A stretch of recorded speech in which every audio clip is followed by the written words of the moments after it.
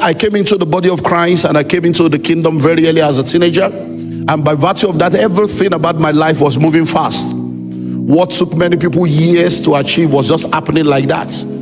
Before I was 30, at the age of 27, 28, I was hosting the largest singles conference on the continent. That's, Wisdom for Singles. We're gathering 14,000 people every 3 months. CNN came to interview me, BBC came to, everything was going on fine.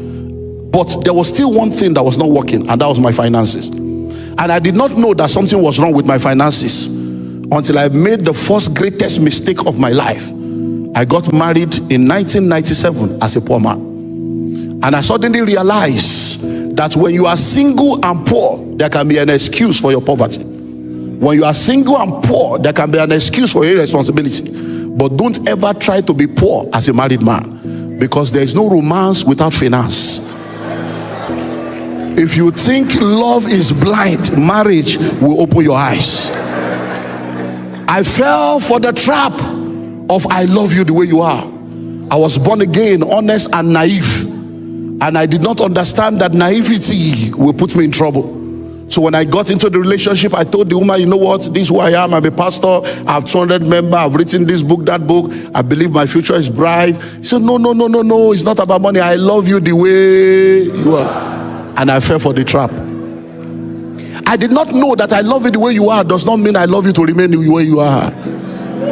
I did not know that I love you the way you are was a statement of faith. That when a woman tells you I love you the way you are, she's honest and sincere, but she has a calendar in her subconscious mind that if I suffer with this man, at least the way they go within 2 to 3 years, maximum 5 years, he go change, he go blow. In this kingdom we don't blow, we grow.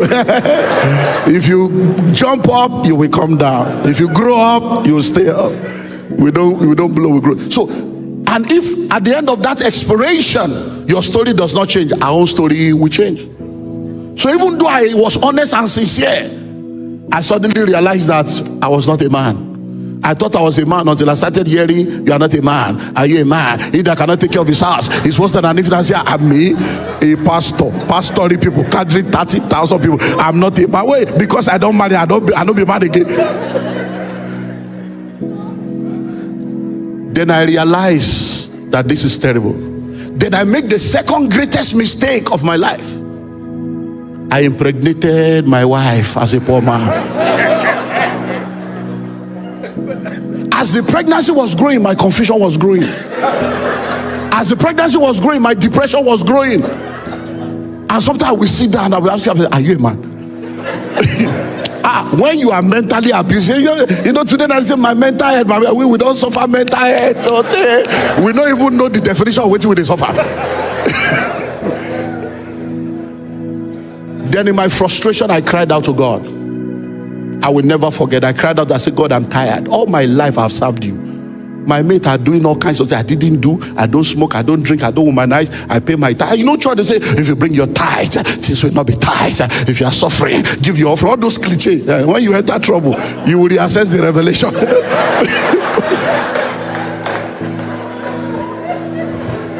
So I began to cry, and every scripture I threw at God, I just kept hearing, who told you? Who told you? Who told you? Who told you? Then, for the first time in my life, I suddenly realized that many of the things I held on to, I did not have a personal conviction about. I suddenly realized that many of the things I believed and practiced was based on pastor said, bishop said, reverend said, papa said, not encounter with the Lord for myself. I suddenly realized that I was nothing but a religious person, not a Christian. Then I realized that Christianity is not a religion, but a relationship with your Creator. Christianity is not a religion. Religion is more dangerous than the devil. When you practice Christianity as a religion, you'll be a pawn in the hands of charlatan. You'll be a victim of the religious interpretation and the myopic interpretation of scriptures of the people you listen to. And for the first time, God told me, if you really want to be free, let me show you the way out. And it took me from Genesis to Revelation and began to show me from the word the way out of poverty. I was seeing scriptures that I never saw before. Scriptures that we have interpreted based on religion. I was reading from another translation, occupy till I come, that they used to tell us to be holy. I saw that it is do business till I return. He gave gifts unto men that we thought it was ability to sing, ability to dance. I saw that the gift was money. I say, hey, couldn't you have put my money in the bank so that at my coming I will have it with interest? I suddenly realized that many of the scriptures we have put religion into has nothing to do with religion. And I said, wow, Lord, show me how. And in 8 months I had an encounter with God, 1997 to 1998. For 8 full months I was like a madman, and God gave me assignment. Don't forget, there was no Google now. No Google did not exist, nothing. And God told me, go and see. He said, who is the richest man in Africa? Who is the richest man in North America? Who is the richest man in Asia? He began to ask me, who is the richest man in all the continents of the earth? None of them were born again. He said, so if all the rich people are not in church, does that not tell you something, my son? Did they get the money from the devil? Did they get it from money? He said, so I said, God, I don't understand. So he began to show me. And guess what? I studied the rich and wealthy people on the face of the earth. I studied their life. I studied, because the success leaves clues. Hello? Life is lived forward but understood backwards. That's why you look and say, if I knew what I know now, it's because you are growing. And I began to study, and I saw that every rich man, every rich woman on the face of the earth, there were things that were common to every one of them. And I'm like, wow, where have I been? You know, it's amazing how you will come to church and they will tell you read Bible, and then when you want to read other book, they say that's secular book. And you went to school. Is it Bible you read to become a surgeon? Is it Bible you read to become a lawyer? So you go to school, academic book is okay, but to read other books that will help your mind to develop is not okay. Why? And then we're just reading how to cast out devils, 7 ways to heal the sick, instead of healing our ignorance. When I came out of that encounter, I knew exactly what to do to come out of poverty. I began to practice it, and in 2001 my story had changed. And I saw that, you mean in 3 years somebody's life can just change like this? I was still doing what I was doing, but now with a different mindset and with a different strategy. And I say, wow. He said, now that you know it, go teach your people. I began to teach my people. I saw results. He said, now go teach my people. I had to teach my people and then his people. Go teach my people how to create wealth. And that's how the mandate for this assignment came. So I want to share with you today what I've simply entitled the journey to wealth creation. The journey to wealth creation, or the journey to financial freedom. So let's start. When it comes to wealth creation, there are 5 people on the journey to financial freedom. So we need to begin with diagnosis. So if you get the books, the first thing in the book is what we call the financial intelligence test. Because without a proper diagnosis, there cannot be a proper prognosis. Many times we think that somebody is our mate. Nobody is your mate. You are in a world and in a class all by yourself. Even twins that came from the same womb are not mates. One came before the other. So you need to do a diagnosis of yourself.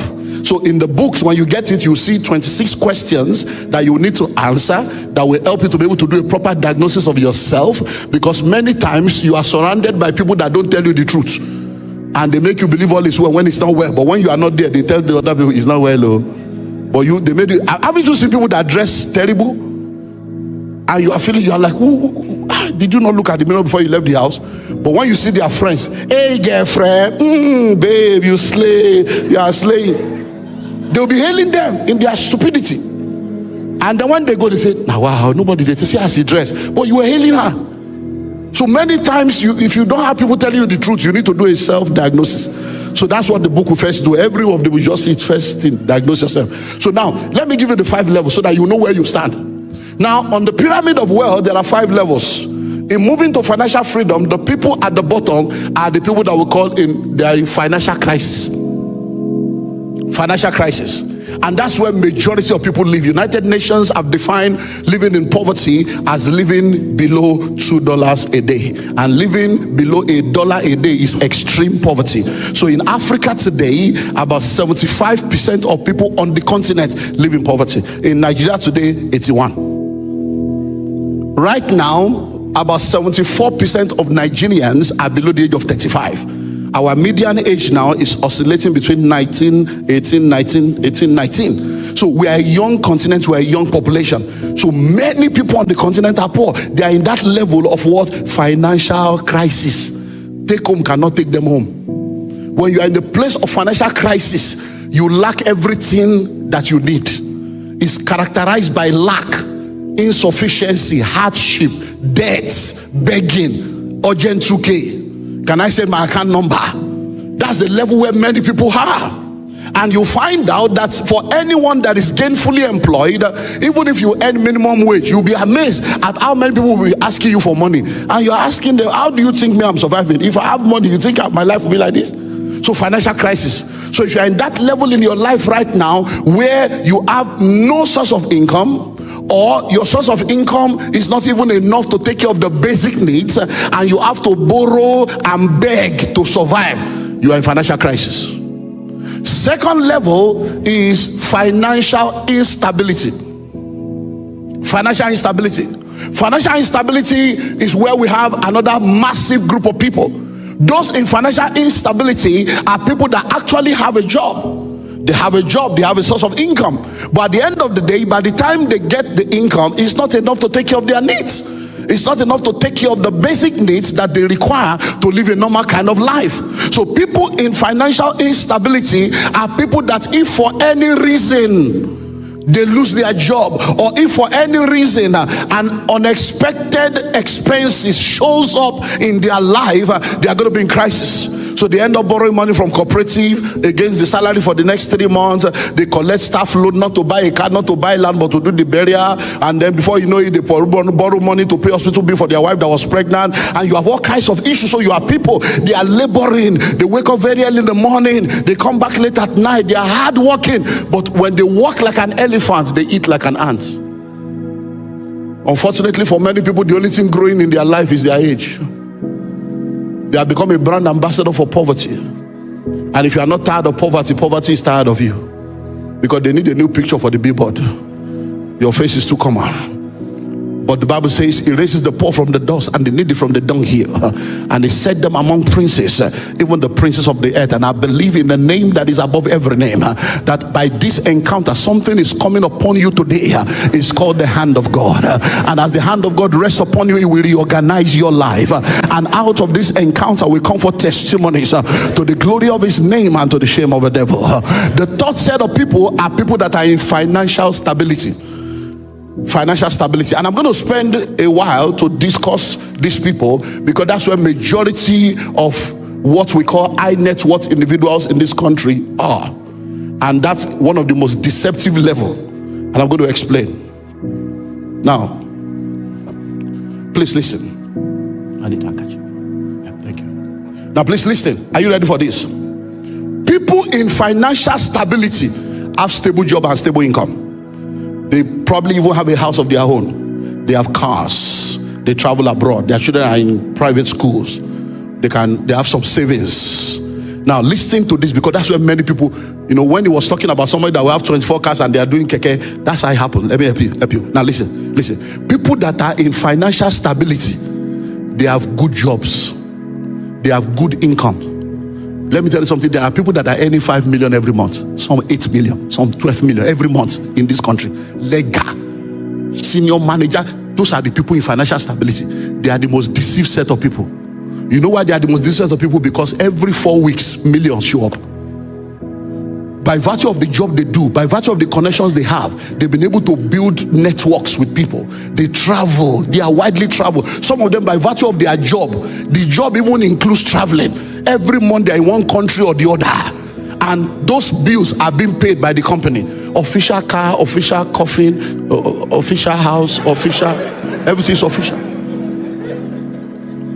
But the problem is, this group of people, the day they lose their job like this, 90 days later they are poor. That's the problem. Why? Because everything that produces money for them is through hand income. That means they have to be physically present. They have to labor for that money to show up. They don't have anything that produces for them outside of their labor.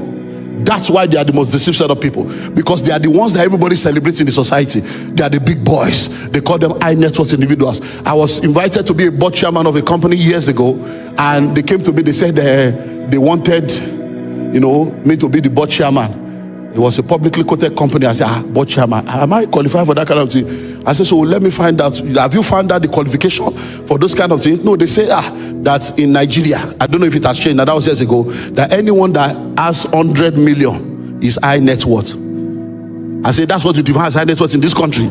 I said, I need to go back to school. 100 million. I said, that is a poor man in Nigeria now. 100 million. If we change 100 million to pounds, do you know how much that is? So that, I said, so all these people that I say, I'm behind net worth. No, it was that experience that made me to begin to explore another angle. It was okay, this board chairman, make a kukuma begin to market myself for that area. That's another income. board chairman, just sitting allowance, annual allowance. I could just they chop money free. But let's leave that by the side. Hello?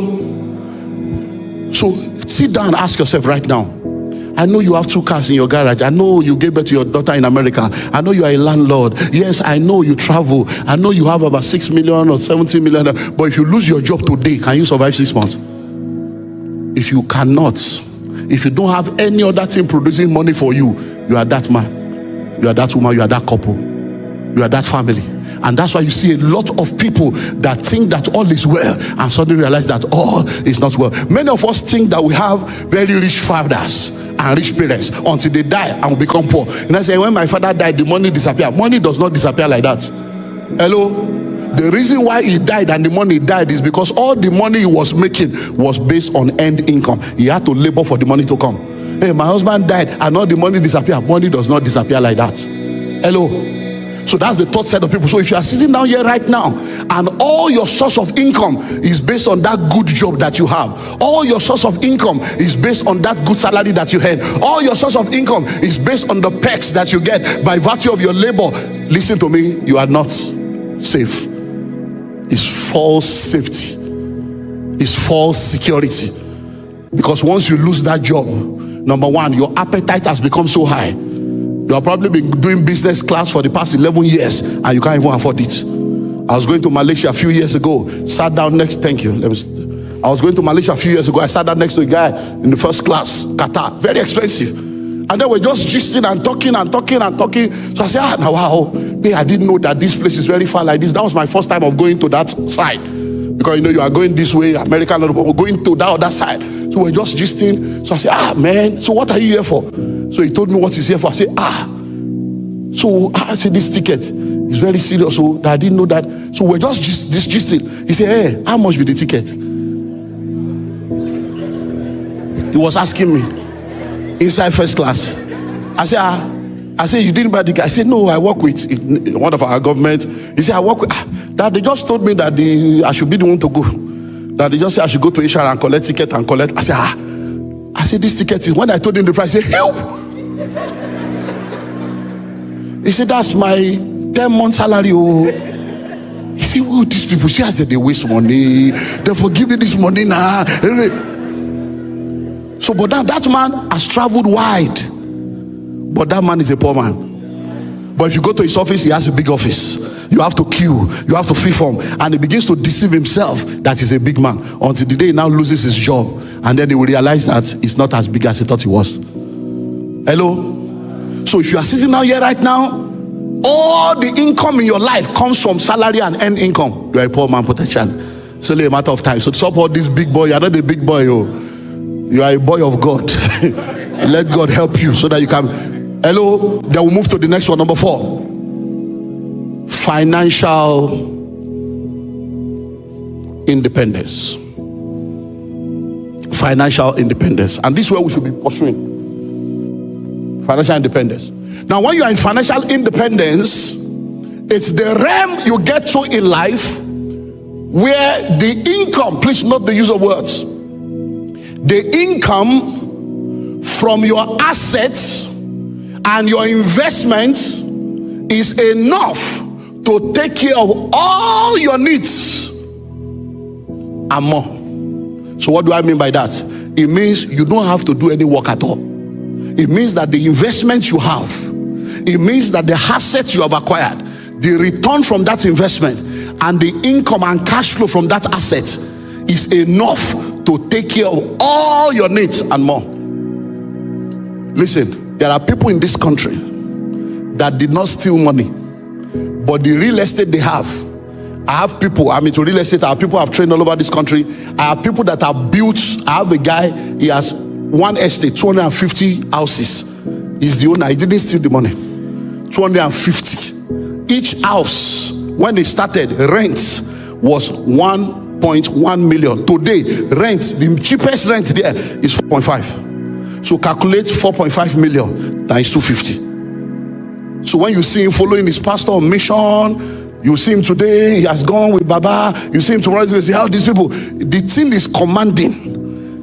He has offered himself to his overseer. Say, look, I'll be protocol, anything, if not to carry back. So you see him jumping, you call it, we're in crusade, light up. This one, I say, you'll be wondering, you think he's a fool? When you have 250 houses, paying rent every year, what are you looking for? Hello? So there are people, I have one, he has a property, it's like 4-story building. It's an embassy that took it from him. He's collecting dangerous dollars. They have 15-year contracts. Dollars. And every 2 years they top it up. It don't sign 15 years. And you are sitting here. Do you know that there are some people, every ticket you buy, I have a guy, every ticket you buy from one particular airline, he gets a commission. These are cash flow, not that he's working, he's just sitting at home. You can see him today, okay, there's one. And these are kingdom people. Many of you love God, but you cannot afford it. Hello? Salvation is free, but you buy Bible. So you love God, but you can't afford. When they say we are going on mission, you love God, but if you go on that mission, you will return. Your load will be outside. Your load will be outside. Landlord has packed your load out. You go for that mission, you will return. Your children will be sent back from school. You love God, but you can't afford it. Hello? So at that realm is the realm where you have enough income from your assets and from your investment that takes care of everything that you need, and you still have more left over. That's why your journey should be to asset and investment. Asset. We'll get there. And finally, the last level is financial freedom. Financial freedom. At the level of financial freedom, you have come into that level in your life where the income from your assets and your investment is not just enough for you, it's enough for as many people as want to eat from you. As many people. So when you see billionaires today setting up a foundation and they now employ 22 people, 70 people, 150 people are being employed for all purpose to come and share money. Say, I've made so much money, now I'm setting up a foundation. Every year I'm going to give you 10 billion. Help me look for where there are courses that we need to go. That is a realm. It's called financial freedom. And guess what? Are you telling me that God will create you and leave you at the bottom and unbelievers will be at the top? No. He says you have caused men to ride over our heads. We've gone through fire, we've gone through water, but you are bringing us out into a wealthy place. Into what? A wealthy place. So we need to have that understanding, because I am so grateful to God. When we came into church in the 80s, we were hearing things like as poor as a church rat. When we came into church in the 80s, it's not like this. Oh, the level of religion. I have classmates, I have colleagues that were in school, people that left school in final year to say they are going to serve God. Oh, take the whole world and give me Jesus. Oh, this world is not my own, I'm just passing by. Now 25 years later, 30 years later, they are still passing by. They have taken the whole world, they have given you Jesus. Now rent you can't pay, even offering you can't pay. You have joined them online to fight what you believe. Why? Because your life is a testament otherwise. Hello? You are now in the wrong WhatsApp group.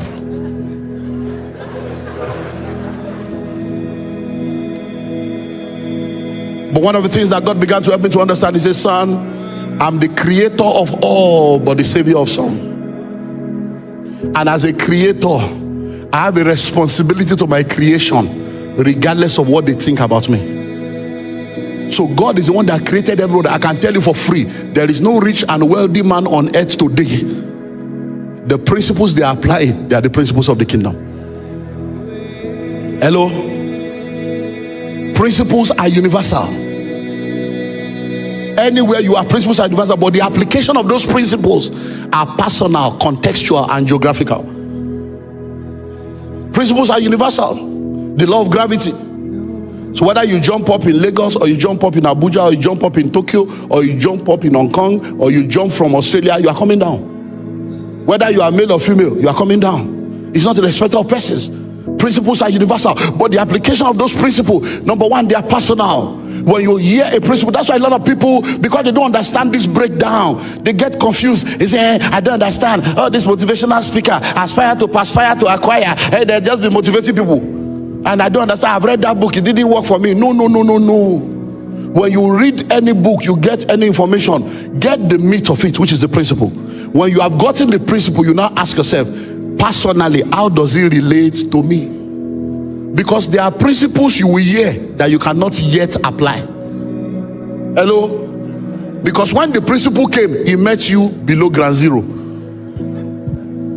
So if I tell you now, you need to save 10% of your income, is it not somebody that has income that will save? So don't judge me for telling you to save. Understand that I need to save, but God, I don't have income first. So now I know that when I start having income, I have to say, so Lord, let's shelve that principle first. Settle me with income first. When income starts, then I will start saving. Not that you say it's a lie. It's not a lie. It's your life that is a lie yet. So principles are universal, but the application is what? Personal. Number 2 is contextual. What's your context? You are a single parent with 4 children and an irresponsible man, and somebody else is married to a man that takes care of all the bills. The way you will practice the principle will differ. I run the Billionaires Conclave and the global president, and I mentor a lot of high net worth individuals, because I started to grow as a pastor and I'm also in the marketplace. I suddenly began to realize the disparity between church and marketplace. So I see a lot of people, they are born again, they are doing well, and I say, what church do you go to? So I realized that every time they communicate with pastors and they are talking about turnover, they are talking about business, the man is thinking of tithes, he's thinking of how to collect their money. So they are like, is it money, sir? We are telling, turnover is not profit, sir. Turnover, the revenue. When the man hear, oh, we did 3 billion, I say, hey, you mean you did 3 billion? And then the church, we didn't see in your building fund, and the guy will come to the pulpit, some of you are here, you are just, turnover is not income. It's not their money. But because the man, so I said, that's okay. I think there is something here. Because the higher you go, the fewer the people that can speak into your life. The higher you go, the fewer the people that can give you the information you need. Because if you are driving a car, you can afford to have an accident. There are many things that can save you. Other cars on the road can help you. The Corvettes can help you. People can rush you to quickly help you. But if you are flying, you need what we call precision science. Any attempt, you are gone. So the higher you go, the more you have to be sure of the kind of information you get. And that's why you need to understand. So personal, then context. What is your context? So that you'll be comparing yourself with people. 2 years ago, we had a lady come into the Billionaires Conclave, our annual conference. She was invited by her friends.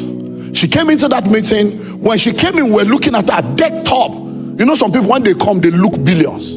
I saw the shoe. We're just, immediately she came in, the cologne, the perfume, all of us, we're all men. Guy, the babe just enter. Guys turned. He said, I said, guys, see, all of us we're discussing now. See, I said, So we're like, okay, new member has come. She's new. So we saw the deck up, bone straight without a straight life. We see bag and shoe to match. Destiny is not matching bank accounts. You are fixing eyelashes. You can't fix your life. So she came in looking all together. Day 1. Apparently she saw somebody she knew. Day 1. Day 2, she came again, decked up. And then it was open house session to ask questions. She said, I have a question. She said, I don't understand. See, my friend told me that when she joined you people in 2 years, her life changed. And I know her, it has changed. So I said, let me come and see what magic you people want to perform in this Nigeria. See, so when I came yesterday and I heard everybody talking billion, I said, in this same Nigeria, these people foreigners. He said, but that guy, I know him. He lives on I see 2 years ago, I still borrowed him money. So I know him. And I know he's not a thief. And I've been wondering, this guy just don't blow like that. I didn't know. See, but it was yesterday when I started hearing his testimony that I said, oh, no wonder this is what this guy has been doing. He said, so sir, I want to ask a question. He said, the whole of last year. She said, the whole of last year, the turnover from all my business is less than 5 million in this Nigeria. And these people are talking billion. Sir, are you people using something? So I said, let me start by answering your question. Yes, we are using something. Everybody's using something. Just be sure the one you are using is the right one. Because you are either in the secret cause or you are in the secret place. If you are not using something, somebody is using something against you. And so we are using something. We are using faith, we are using prayer, we are using fasting, we are using holiness, we are using service to God, we are using communion, we are using something. I said, but that being said, let me ask you a question. Are you married? She said yes. Your husband is comfortable and takes care of all your needs? She said yes. I said, that's why you can never be rich. She looked at me. I said, yes, because wealth is not sexually transmitted. Wealth is not sexually transmitted. Being married to a rich man does not make you rich. You know all these women, you come from a poor family, or your father, mother, brother, everybody put together, and never see 1 million for your life. You now marry a rich man, you now enter, you want to gabaru everywhere. That is my husband's money. You can't give that one. If it's easy to make money, why did your family not make it before you came? Marriage is not economic empowerment. And that's why many of you African women are suffering all kinds of abuse, because you are not empowered. You sit down there, they mess up your life because you are not empowered. So I said, my sister, that's why you can't make it. I said, number one, wealth is not sexually transferred. I said, number two, many of you in Africa, you are raised to depend on your husband. It's only when the man cannot take care of you, you start thinking that you two should do something.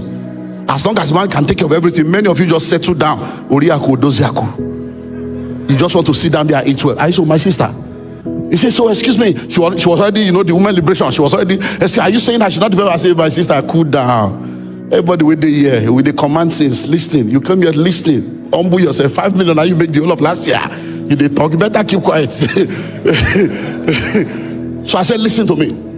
I said, when you came in yesterday, guys, we were checking you out. When you came in, look at, I said, even look at what you are wearing now. That bag, that's designer, that's not fake. I said, look at your wristwatch. I said, you are, look, as today, so you are like 3 million. I said, so listen to me. I said, you don't have a great enough why to become successful. I said, no matter how much you labor, everything you can do to increase your income, when the stress is too much, you give up. Because what are you looking for? Wait, you are a landlady, you already have cars, so what are you really looking for? I say, if your husband was a useless man, and you are the one paying house and paying school fees, and he's still carrying girls, he has side chick because he's a side cock. I said, if you are a single parent with 3 children without any help from anywhere, and even your parents and your siblings are looking up to you, I say, your brain will wake up. You will make money. I say, people like you, soft life is the software that kept you poor. She said, so what do? I say, readjust your why. I say, your husband will not be poor. He's already rich. There's nothing wrong enjoying your husband's money. I say, and you don't need money because you don't have a strong why. I say, let your children become your why. I said, make up your mind as you live here today, that by the time I said, how old is your children? She told me, I said, okay. I said, settle it today, that on the 18th birthday of your son, you are going to hand him over 1 billion naira. On the 18th birthday of your daughter, you are going to hand over to her 1 billion naira. So everything you are doing now, you are running against 18 years birthday of your son and your daughter. That was 2 years ago. The year after, she did about 60 something. This last year, she did almost 200 million in turnover in 2 years. Now, are we using something? Yes. Knowledge, ignition. Now she has a stronger why. The husband, he says, my husband, he said, what's all this? What are you looking for money for? He says, it's not about you, honey. He said, sir, you know the amazing thing? My husband respects me more now. He says, when he's talking, me too, I'm talking. When he's talking of how the forex, me too, I'll be talking forex, I'll be talking monetary policy. He said, this billionaire thing. He said, I've been telling him to come and join, but he's very busy. He's very busy. He said, but sir, in 2 years, what is your why? So principles are universal, but the application is what? Personal, contextual, and geographical. What is your geography? Oh, buy land, real estate is very powerful. Not in Ukraine now. Hello? So no matter so you know, no, now Ukraine we can't be buying land now. Hello? We're in Gaza. We can't be buying land now. So even though the principle is true, look at your context. Look at your context. One of our mentees in the Billionaires Conclave is a farmer in this country. Right now, the only thing he has for the past 10 years is his money in fixed deposit. I'm talking of a billionaire that has over 7,000 hectares of land in this country. But when the headsman came, Even his land in the state where he is, you are there. He has not entered his farm for 5 years. Something that he invested over 10 billion in. At the age of 71, he was still here last year crying. He said, sir, what do I do? I'm 71. He said, all my life, if they told me, he said, the only money I have, all the thing I have is just 4-point-something billion. He said, look at my life, and dollar is messing up my money. I said, it's time to invest and buy properties in the US and buy property abroad so that I can be getting rent in dollars, or else that's the way you will see your money dwindle before your very eyes. Hello? Check your context. One of our mentees in the Billionaires Conclave, he owns the largest gold mine in Zamfara here. Right now he's in debt.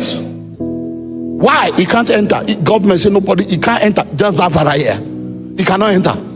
Somebody that was a billionaire that was giving right now, if not for other things that he has, multiple streams of income, will be possible. So you need to know your context. So let's go deeper. Thanks so much for watching. If you found this video helpful, don't forget to like, share, and subscribe to the channel. This space is dedicated to marriage and relationship matters, helping you build stronger, healthier connections. See you in the next video.